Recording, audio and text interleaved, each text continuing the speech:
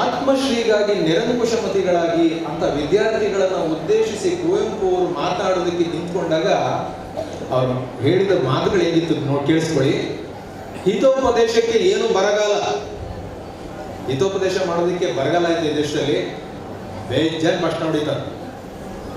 ಉಪನ್ಯಾಸಗಳಿಗೆ ಏನು ಕಡಿಮೆ, ಎಷ್ಟೊಂದು ಸಂಘಗಳು, ಎಷ್ಟೊಂದು ಭಾಷಣಗಳು. ಅದರಲ್ಲಿ ನಾನು ಹೊಸದಾಗಿ ಹೇಳುವುದೇನಿದೆ?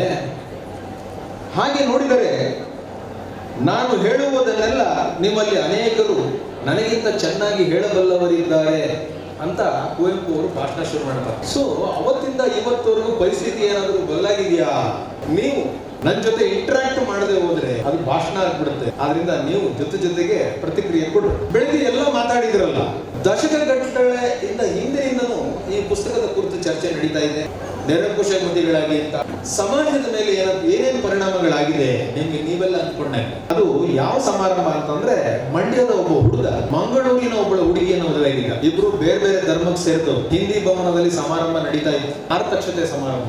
ಸಮಾರಂಭದಲ್ಲಿ ಎಲ್ಲರೂ ಮಾತಾಡೋಕೆ ನಿಂತು ತುಂಬಾ ಜನ ಮಾತಾಡಿದ್ರು. ದಕ್ಷಿಣ ಕನ್ನಡ, ಮಂಗಳೂರು ಆ ಸೈಡಿಂದ ತುಂಬಾ ಜನ ಬಂದಿದ್ರು. ಅವರೆಲ್ಲ ಕೆಲವರೆಲ್ಲ ಬಹಳ ಬೇಸರದಿಂದ ಹೇಳ್ತಾ ಇದ್ರು, ನಮ್ಮಲ್ಲಿ ಕೋಮು ಗಲಭೆಗಳು ಅವು ಇವು ಎಲ್ಲ ಎಷ್ಟೊಂದು ದುಷ್ಪರಿಣಾಮ ಬೀರಿದೆ ನಮ್ಮ ಸಮಾಜದಲ್ಲಿ ಅಂತ.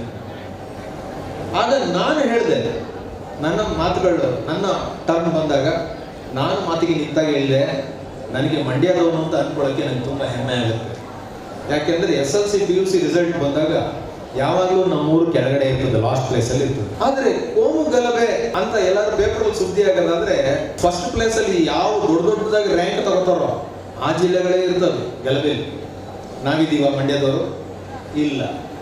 ಅದಕ್ಕೆ ನನಗೆ ಹೆಮ್ಮೆ ಮಂಡ್ಯದವರು ಅಂತ ಅನ್ಕೊಳ್ಳೋಕ್ಕೆ ಅಂತ ನಾನು ಆ ಸಭೆಯಲ್ಲಿ ಹೇಳ್ತಾ ಇದ್ರೆ ಆ ಜಿಲ್ಲೆಯ ಜನ ಎಲ್ಲ ಜೋರಾಗಿ ಚಪ್ಪಾಳೆ ತರ್ತಾ ಇದ್ರು. ಅಂತಹ ಮಂಡ್ಯದಲ್ಲಿ ಇಲ್ಲೂ ಕೂಡ ಗಲಭೆಗಳನ್ನು ಎಬ್ಬಿಸುವ ಪ್ರಯತ್ನಗಳು ನಡೆಯಿತು. ಧರ್ಮದ ಹೆಸರಿನಲ್ಲಿ, ದೇವರ ಹೆಸರಿನಲ್ಲಿ ಅದೆಲ್ಲ ನಡೀತು. ಆದ್ರೆ ಇಲ್ಲಿ ನಿಮ್ಮಂತ ವಿದ್ಯಾರ್ಥಿಗಳು ಎಷ್ಟು ಸ್ಟ್ರಾಂಗ್ ಆಗಿದ್ದೀರಿ ನೀವೆಲ್ಲರೂ ಅಂತಂದ್ರೆ, ನಮ್ಮ ಮಂಡ್ಯದ ಪ್ರಗತಿಪರ ಚಿಂತಕರೆಲ್ಲ ಎಷ್ಟು ಸ್ಟ್ರಾಂಗ್ ಆಗಿದ್ದಾರೆ ಅಂದ್ರೆ ಅದು ಹೆಚ್ಚು ಬೆಳವಣಿಗೆ ಆಗೋದಕ್ಕೆ ಅವಕಾಶನೇ ಕೊಡ್ಲಿಲ್ಲ ಮಂಡ್ಯ ಜಿಲ್ಲೆಯಲ್ಲಿ. ಹಾಗಾಗಿ ನಾವು ಮಂಡ್ಯದವರು ಅಂತ ಅನ್ಕೊಳ್ಳೋಕೆ ಹೆಮ್ಮೆ ಪಡ್ಬೇಕು. ಸರ್, ಈ ಆತ್ಮಶ್ರೀಗಾಗಿ ನಿರಂಕುಶಮತಿಗಳಾಗಿ ಅಂತ ಕುವೆಂಪು ಅವರು ಹೇಳಿದ್ರು ದಿಟ.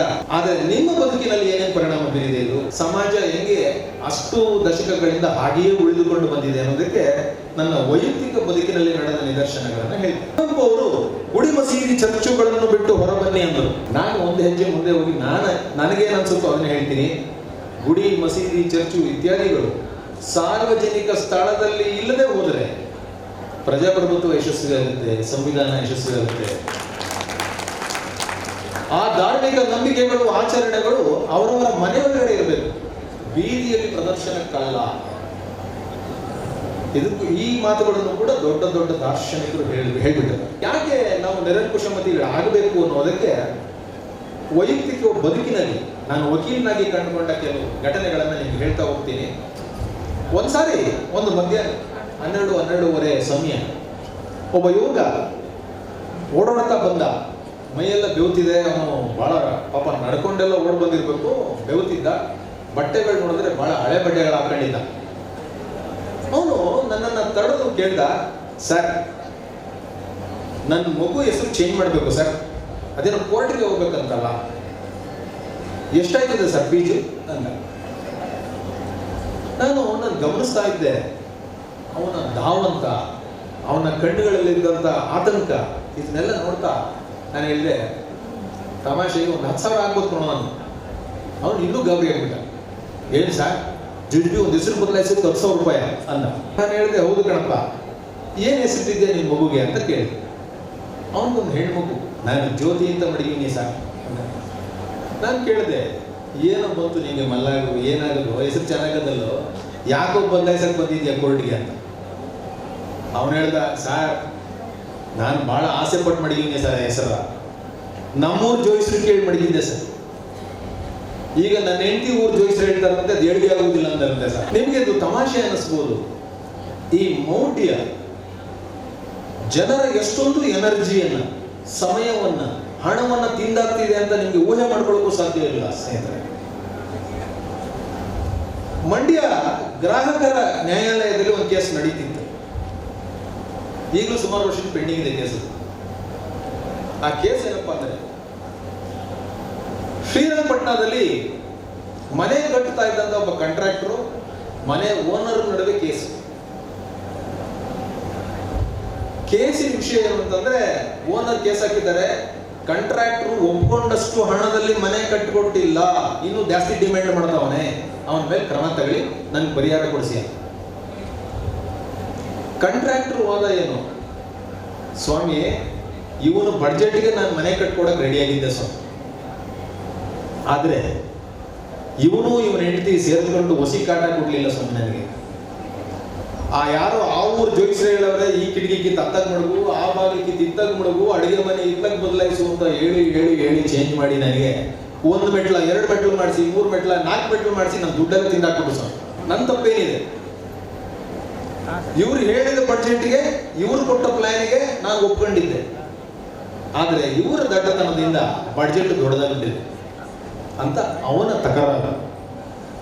ನಿಮ್ಗೆ ಅರ್ಥ ಆಗಿರ್ಬೇಕಲ್ವ ಸ್ನೇಹಿತರೆ, ವಾಸ್ತು ಮತ್ತು ಈ ನಾನ್ಸೆನ್ಸ್ಗಳು ನಮ್ಮನ್ನು ಹೆಂಗೆ ತಿಂದಾಗ್ತಿದ್ದಾವೆ.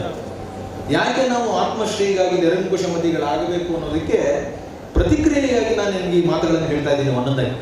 ನೀವು ನನ್ನನ್ನು ಕೇಳಲೇ ಇಲ್ಲ. ಹಾಗಾದ್ರೆ ನಿಮ್ಮ ಮನೆಯಲ್ಲಿ ವಾಸ್ತು ಪ್ರಕಾರ ಕಟ್ಟಿದ್ದೀರೋ ಇಲ್ವೋ ಸರ್ ಅಂತ ಯಾರು ಕೇಳ್ತಾ ಇಲ್ಲ ನನ್ನನ್ನು. ನಾವು ಮನೆ ಕಟ್ಟಕ್ಕೆ ಹೋದಾಗ, ನಮ್ಮ ಕುಟುಂಬದಿಂದ ಮನೆ ಕಟ್ಟಲಿಕ್ಕೆ ಹೊರಟಾಗ ಯಾವ 500 ಕರೆಸಿ ಪೂಜೆ ಮಾಡಲಿಲ್ಲ. ಈಗ ನೀವೆಲ್ಲ ನಿಮ್ಮನ್ನು ಪ್ರಶ್ನೆ ಮಾಡ್ಕೊಳ್ಳಿ, ಪ್ರತಿಕ್ರಿಯೆಯಾಗಿ ನೀವು ನಿಮ್ಮನ್ನು ಪ್ರಶ್ನೆ ಮಾಡಿ. ಒಂದು ಸಂಜೆ ಮಧ್ಯಾಹ್ನ ಮನೆಯೆಲ್ಲ ಪಾಯಕ್ಕೆ ಸ್ಕೆಚ್ ಎಲ್ಲ ಹಾಕಾಗೋಗಿತ್ತು. ಮುಗಿದೋದ್ಮೇಲೆ ನಾನು ಕೋರ್ಟ್ಗೆ ಹೋಗಿದ್ದೆ. ಕೋರ್ಟಿಂದ ವಾಪಸ್ ಬರೋಷ್ಟೊಳಗಡೆ ಮೇಸ್ತ್ರಿ ಸ್ಕೆಚ್ ಚೇಂಜ್ ಮಾಡಿದ್ದ. ನಮ್ಮಪ್ಪ ಮೇಸ್ತ್ರಿ ಹೇಳ್ತಾನೆ, ಅವನ ಮನೇನು ಇದೇ ಥರ ಸುಮ್ಮನೆ ಏನು ವಾಸ್ತು ಇಲ್ಲದೆ ಕಟ್ಬಿಟ್ಟು ಮನೆಯೆಲ್ಲ ಸಾವು ನೋವು ಅಂತ ಹೇಳ್ದ, ಅವನು ನನ್ನ ತಲೆ ತಿಂದ ಹಾಕ್ಬಿಟ್ಟಾಕ ಅಂದರು. ನಾನು ಕೇಳಿದೆ, ಹಂಗಾದ್ರೆ ವಾಸ್ತು ಪ್ರಕಾರ ಮನೆ ಕಟ್ಟಿರೋರ ಮನೆಯಲ್ಲಿ ಗೂಟ ಹೊಡ್ಕೊಂಡು ಅಲ್ಲೇ ಇರ್ತಾರ, ಸಾಯಲ್ವ ಅವ್ರ ಮನೇಲಿ? ಅವ್ರ ಮನೇಲಿ ರೋಗ ರುಜಿನಗಳು ಬರಲ್ವಾ ಅಂತ. ನಮ್ಮಪ್ಪ ಕರೆಕ್ಟ್, ನಾನು ಹೆಂಗೆ ಹೇಳಿದ್ದೀನೋ ಅದೇ ಸರಿ ಅಂತ ಅಂದ್ಬಿಟ್ಟು ಮತ್ತೆ ವಾಸ್ತುಗೆ ಎಲ್ಲಾನು ಬಿಟ್ಬಿಟ್ಟು ಅವರು ಅದನ್ನು ಬಿಟ್ಟು ಮನೆ ಕಟ್ಟಿದ್ರು. ನಾನು ನಮ್ಮಪ್ಪ ಎಲ್ಲ ಸೇರಿ ಮನೆ ಕಟ್ಟಿದ್ರು. ಇನ್ನು ನೀವು ಎಲ್ಲಷ್ಟು ಬಹಳಷ್ಟು ಜನ ಕುವೆಂಪು ಅವರ ಮಂತ್ರಮಾಂಗಲ್ಯವನ್ನು ಪ್ರಸ್ತಾಪ ಮಾಡಿದ್ರು ವೇದಿಕೆಯಲ್ಲಿ ಮಾತಾಡಿದವರೆಲ್ಲ. ಮಂತ್ರಮಾಂಗಲ್ಯ ಎಷ್ಟು ಸರಳವಾಗಿ ಬದಲಾವಣೆಯನ್ನು ಸಮಾಜದಲ್ಲಿ ತರುವ ಉದ್ದೇಶದಿಂದ ಕುವೆಂಪು ಅವರು ಇದನ್ನು ಮಾಡಿದರು. ಮತ್ತೆ ನಮ್ಮ ಸುನಂದ ಮೇಡಮ್ ಹೇಳ್ತಿರ್ತಾರೆ, ಮಂತ್ರಮಾಂಗಲ್ಯದ ಹೆಸರಿನಲ್ಲಿ ಹೆಸರಿಗಷ್ಟೇ ಮಂತ್ರಮಾಂಗಲ್ಯ ಮಾಡಿ ಕೊಡೋ ಡೌರಿ ಎಲ್ಲನ್ನು ಕೊಟ್ಟು ಇಸ್ಕೊಳ್ಳೋದೆಲ್ಲ ಇಸ್ಕೊಂಡು ಮಾಡೋ ಖರ್ಚೆಲ್ಲ ಮಾಡಿಬಿಡ್ತಾರೆ. ಆದರೆ ಅದರ ಉದಾತ್ತವಾದ ಚಿಂತನೆಗಳನ್ನ ನೀವು ನೋಡಿ. ನಾನು ಮಂತ್ರಮಾಂಗಲ್ಯದ ಪ್ರಕಾರನೇ ಮದುವೆ, ಯಾಕೆಂದ್ರೆ ಪ್ರತಿಕ್ರಿಯೆ ಹೇಗೆ ನಾನು ನಮ್ಮ ಮೇಲೆ ಏನಾಯ್ತು ಪರಿಣಾಮ ಅಂತ ಹೇಳ್ಕೊಳ್ಬೇಕು ನಿಮಗೆ. ಹಾಗಾಗಿ ಆ ಮಂತ್ರಗಳಿಗೆ ಏನಾದರೂ ಏನೇನು ಅರ್ಥಗಳಿವೆ ಅಂತ ನೀವೇನಾದರೂ ಒಂದ್ಸಾರಿ ತೆಗೆದು ನೋಡಿ. ಕುವೆಂಪು ಅವರು ಯಾಕೆ ಮಂತ್ರಮಾಂಗಲ್ಯವನ್ನು ಬೋಧಿಸಿದ್ರು, ಮದುವೆಗಳಲ್ಲಿ ಅದನ್ನು ಅಳವಡಿಸೋದಕ್ಕೆ ಹೇಳಿದ್ರು ಯಾಕೆ ಅಂತ ನೀವು ನಿಮ್ಮನ್ನು ಪ್ರಶ್ನೆ ಮಾಡ್ಕೊಳ್ಬೇಕು ಅಂತಂದ್ರೆ ನೀವು ಓದೋ ಅಭ್ಯಾಸನ ಮಾಡ್ಕೋಬೇಕು. ಆ ಮದುವೆಯ ಮಂತ್ರಗಳಲ್ಲಿ ಏನು ಹೇಳುತ್ತವೆ ಅರ್ಥ ಅನ್ನೋದನ್ನ ಇನ್ನೊಮ್ಮೆ ಕೇಳಿಸಿ.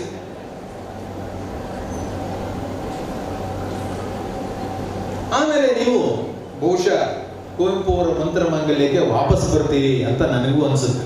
ಆ ಮಂತ್ರಗಳ ಅರ್ಥವನ್ನ ನೀವು ಭಗವಾನ್ ಅವರ ಪುಸ್ತಕವನ್ನ ತೆಗೆದು ನೋಡಿದರೆ ಒಂದ್ಸಾರಿ ಅಧ್ಯಯನ ಮಾಡಿ ನೋಡಿ ಗೊತ್ತಾಗುತ್ತೆ. ಹಾಗೆ ಇವತ್ತು ಕುವೆಂಪು ಅವರು ದಶಕಗಟ್ಟಲೆ ಹಿಂದೆ ಹೇಳಿದರು. ಏನಂತ ಹೇಳಿದ್ರು ನೋಡಿ ಅವರು, ಧರ್ಮದ ಕುರಿತು ಅವ್ರು ಏನು ಹೇಳಿದ್ರು ಅಂದ್ರೆ, ಮೊದಲ ಟಕ್ಕನು ಮೊದಲ ಬೆಪ್ಪನನ್ನು ಸಂಧಿಸಲು ಸಂಭವಿಸಿದಿ ಮತ ಎಂಬ ಮತವಿಕಾರಂ ದೊರೆ ಪುರೋಹಿತಂ ಅವಳಿ ಮೊಲೆಯೂಡಿ ಸಲಿಹಿದರದನ್ ಅಂತ ಹೇಳ್ತಾರೆ. ಹಾಗೆ ಚುನಾವಣೆ ಬಗ್ಗೆ ಕೂಡ ಅವ್ರು ಹೇಳ್ತಾರೆ.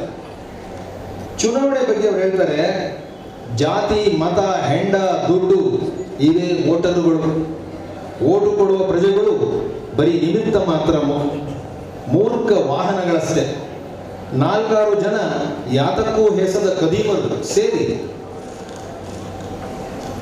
ಯಾವ ಉಪಾಯದಿಂದಲಾದರೂ ಕಾಳಸಂತೆಯ ಕಪ್ಪು ಹಣವೋ ಕಳ್ಳ ಸಾಗಣೆಯ ಹಳದಿ ಹಣವೋ ಅಂತೂ ಹೆಚ್ಚು ಹಣ ಒಟ್ಟು ಮಾಡಿದರಾಯಿತು, ನಮ್ಮ ಚುನಾವಣೆಗಳಲ್ಲಿ ಗೆಲ್ಲಬಹುದು ಅಂತ ದಶಕಗಟ್ಟಲೆ ಹಿಂದೆ ಹೇಳಿದರು ಕುವೆಂಪು.